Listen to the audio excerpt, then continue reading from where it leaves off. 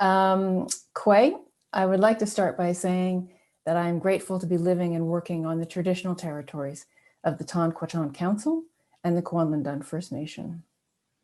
I would also like to recognize those who have come before me and those alongside me who have generously expressed their worldviews, explained their connections to the land and their traditional laws and culture as part of this broader conversation, both nationally and internationally, on Indigenous heritage. I would like to give special thanks to Sophia Rabliauskas of the Poplar River First Nation, who said of Pamatuan a key World Heritage Site before it was inscribed, I quote, "The land sustains us for more than just food, our spirits also. It's hard to tell the outside world what it means to us," end quote. But tell the world she did, and it is because of her and many others that we are having this conversation today.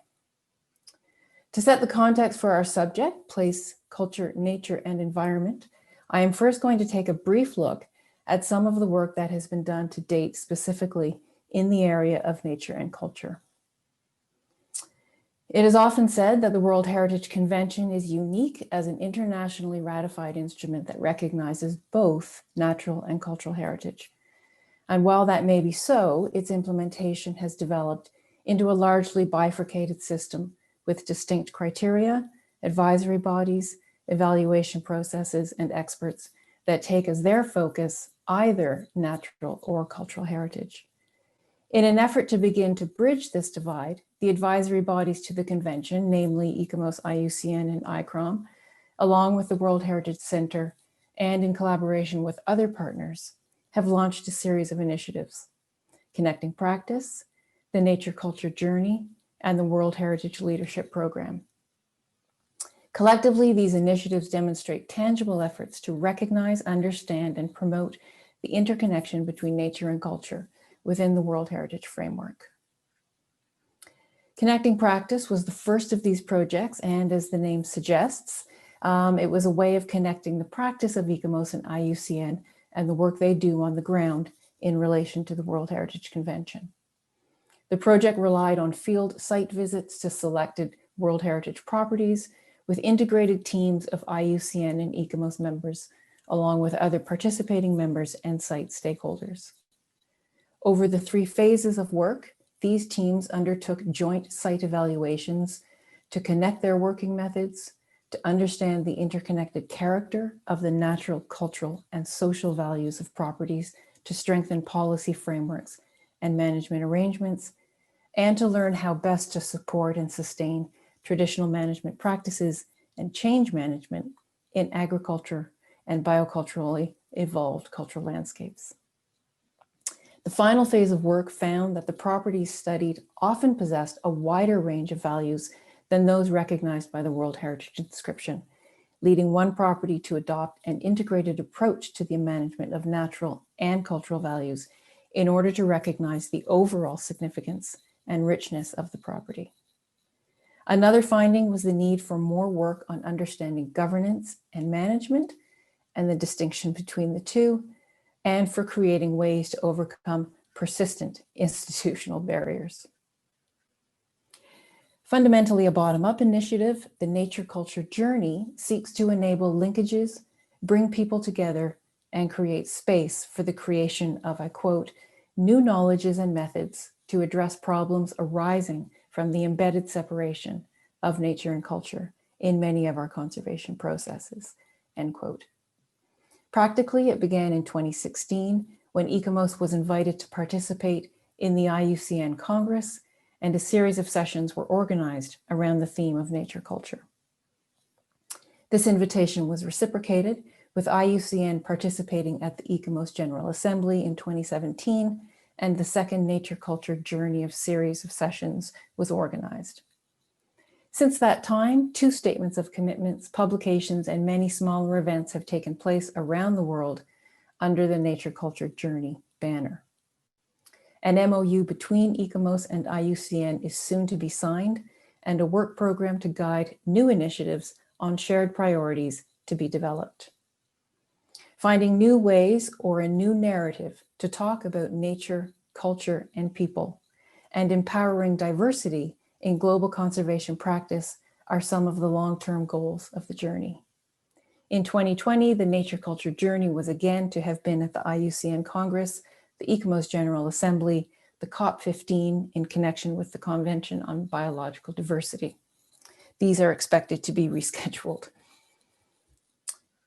The World Heritage Leadership Program is the most recent development in capacity building within the World Heritage Framework. One of its ambitions is to build and enhance knowledge for linking people, nature, and culture in heritage conservation, and it is in the process of updating and modifying a suite of manuals, guidance, and toolkits to achieve this. For example, an integrated manual for managing World Heritage will soon replace the separate manuals for managing cultural and natural World Heritage. The toolkit to assess management effectiveness of natural World Heritage sites, entitled Enhancing Our Heritage, is being adapted for cultural World Heritage sites and reissued as the Management Effectiveness Assessment Toolkit for World Heritage. An integrated guidance on impact assessment and a revised manual on managing disaster risks and climate change adaptation are also being developed. Another newly launched program is the Panorama Solutions web platform that has recently introduced a nature culture thematic community. The platform collects case studies that document inspiring and replicable solutions across a range of conservation and sustainable development topics. Case studies that identify key success factors or building blocks are uploaded by practitioners to share, reflect, and learn from each other. There are currently 240 solutions and 85 building blocks uploaded in the Nature Culture Solutions thematic community. These are very brief snapshots of some of the work being done in this area, and I encourage you to visit the Culture Nature Journey Facebook page for links to webinars on all of these initiatives and much more. These initiatives are moving the field toward a better understanding of the interconnection of nature and culture, and are working towards solutions for better and more integrated management of World Heritage properties. Their success has been in creating a common space for the nature culture dialogue, where once there were siloed fields of expertise and practice. More work is yet to be done on removing barriers to the inscription of properties important to Indigenous peoples. While Indigenous heritage can certainly contribute to the work described above, efforts to bridge existing dichotomies, nature, culture, tangible, intangible, in the heritage field should not encumber our own work.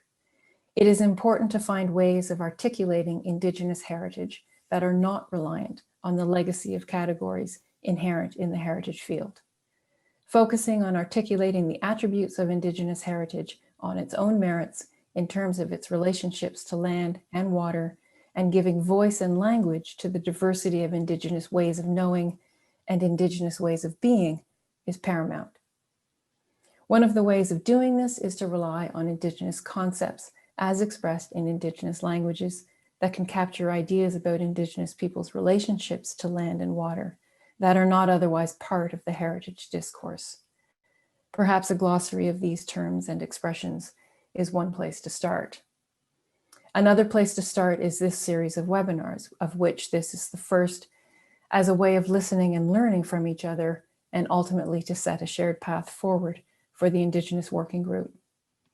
Our work will necessarily circle back to engage with the World Heritage Framework, but I think if we succeed in creating space and developing language and narrative around Indigenous heritage that is born from Indigenous perspectives, we will be on to something. And so in turn, I turn the floor over to you to hear your thoughts on place, culture, nature, and environment. Laliak.